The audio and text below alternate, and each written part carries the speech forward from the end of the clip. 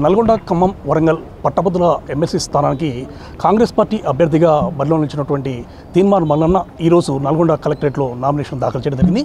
ప్రస్తుతం తీన్మార్ మల్లన్న అంటున్నారు. సార్ చెప్పండి, పోయినసారి స్వతంత్ర అభ్యర్థిగా బరిలో నిలిచారు, గట్టి ఓటు ఇచ్చారు. ఇప్పుడు అధికార పార్టీ అభ్యర్థిగా బరిలో నిలుస్తారు. ఏ విధంగా ఉండబోతుంది? నేను ఏ పార్టీ నుంచి వచ్చినా ఎలా వచ్చినా ఓటర్లు మాత్రం వాళ్ళే.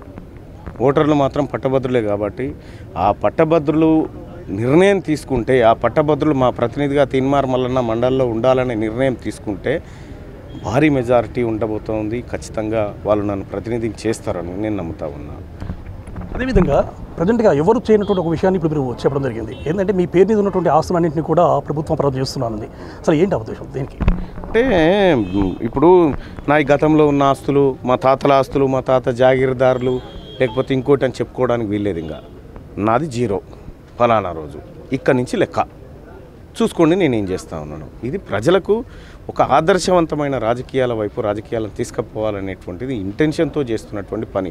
నేను ఇచ్చే కోడితో ఇప్పుడు మొత్తం తెలంగాణ రాష్ట్ర ప్రభుత్వం అప్పంతా తీరిపోతుంది అనేది చెప్పట్లేదు. నేను ఒక ఆదర్శవంతమైనటువంటి రాజకీయాలు ఉండాలి, రాజకీయాల్లో సమూల మార్పులు జరగాలి అనేటువంటి ఉద్దేశంతో చేస్తున్నటువంటి కార్యక్రమం ఇది. అంతే తప్ప కానీ ఏదో ఎక్కువ కాదు, లేకపోతే తక్కువ కాదు. అదేవిధంగా గతంలో అంటే మన జరిగినటువంటి ఎమ్మెల్సీ ఎన్నికలకు సంబంధించేసి కౌంటింగ్ అనేది దాదాపు 48 అవర్స్ పైగా, అంటే చాలా టఫ్ ఫైట్ అని వచ్చింది. ఈసారి కౌంటింగ్ ప్రక్రియ ఎంత లోపు ముగిసే అవకాశం ఉంది, అంటే ఎంత మేరకు వచ్చే అవకాశం అని చెప్పొచ్చు? నాకు తెలిసి మొదటి ప్రాధాన్యత ఓట్లతో అయిపోతుంది ఈసారి. అంటే పోయినసారి ఉన్నంత ఏమీ ఉండకపోవచ్చు, ఈసారి మొదటి ప్రాధాన్యత ఓట్లతో అయిపోతుంది. ఓటర్లు కూడా చాలా ఆలోచిస్తూ, ఓటర్లు కూడా చాలా మేధావులు, తెలివి కల వాళ్ళు కాబట్టి ఈసారి ఖచ్చితంగా పోయినసారి జరిగిన పొరపాటు ఈసారి జరగకపోవచ్చు. అదేవిధంగా గ్రాడ్యుయేట్స్గా సంబంధించిన వ్యక్తిగా ప్రజెంట్గా నిరుద్యోగులు ఎదుర్కొన్న సమస్యలు కానీ ఇతర సమస్యలు చాలా ఉండటం జరిగింది.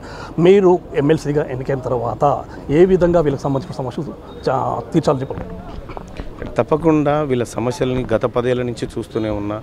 కాబట్టి వీళ్ళ ప్రతి సమస్యకు పరిష్కార మార్గాన్ని కనుగొనేది తీన్మార్ మల్లన్నే. ఇవాళ 98 డిఎస్సి బాధితులు కానీ, 2008 డిఎస్సి బాధితులు కానీ, గెస్ట్ లెక్చరర్స్ కానీ, లేకపోతే కాంట్రాక్ట్ ఉద్యోగులు కానీ, ప్రభుత్వ ఉద్యోగులు కానీ, ఉపాధ్యాయులు కానీ, వాళ్ళకి రావాల్సిన డిఏలు కానీ, లేకపోతే వాళ్ళకి రావాల్సినటువంటి ఏరియాస్ కానీ, వీటన్నిటి విషయంలో తీన్మార్ మల్లన్నకు అవగాహన ఉంది. తీన్మార్ మల్లన్నకు ఒక ఆలోచన ఉంది.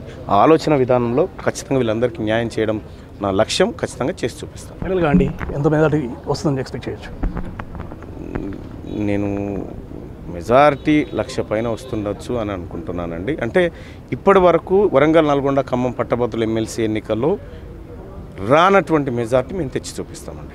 ఇది తీన్మార్ మల్లన్న చెప్తున్న విషయాలు. ముఖ్యంగా గ్రాడ్యుయేట్స్ అనే వాళ్ళు తన వెంట ఉన్నారు. పూర్తిగా వారికి పూర్తిస్థాయి న్యాయం చేకూర్చాలని నమ్మకం నాపై ఉంది కాబట్టి నన్ను అత్యధిక మేరతో గెలిపించబోతున్నారు. దాదాపు 1,00,000 పైన మేరతో విజయం సాధించబోతున్నా అని చెప్పేసి తీన్మార్ మల్లన్న చెప్తున్నారు. నల్గొండ నుండి కెమెరా రైతు Pullarao, big TV. For more videos like this, subscribe Big TV channel.